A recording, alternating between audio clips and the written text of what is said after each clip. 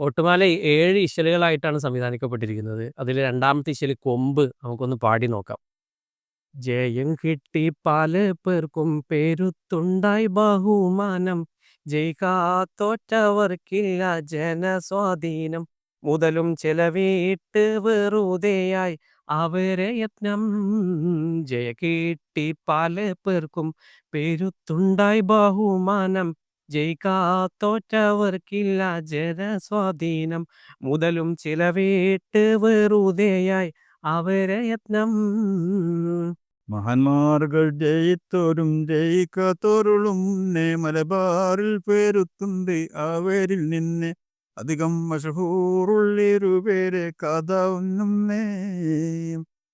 ബഹുമാനികളും രണ്ടാൾ ഒരുപോലെ തേജാരത്തും പ്രത്യേകരിപ്പതും പല ഭൂസ്വത്തും വീതം പതിക്കുന്നു മഷൂറത്തും. ജയം കിട്ടി പല പേർക്കും പെരുത്തുണ്ടായി ബഹുമാനം. ജയിച്ചവർക്ക് വലിയ ബഹുമാനം ഉണ്ടായി. ജയിക്കാത്ത തോറ്റവർക്കില്ല ജനസ്വാധീനം. മുതലും ചെലവിട്ട് വെറുതെയായി അവരുടെ യത്നം എന്ന് പറഞ്ഞുകൊണ്ട് പണം ചെലവിട്ടവർക്കും ജയിച്ചവർക്കുള്ള ബഹുമാനവും ജയിക്കാത്തവർക്കുള്ള ജനസ്വാധീന കുറവൊക്കെയാണ് അദ്ദേഹം വിശദീകരിക്കുന്നത്. എന്നിട്ട് അദ്ദേഹം ഇതിൽ മത്സരിച്ച മഷഹൂറായ 2 പേരുടെ കഥ ഞാൻ പറയാമെന്ന് പറഞ്ഞുകൊണ്ടാണ്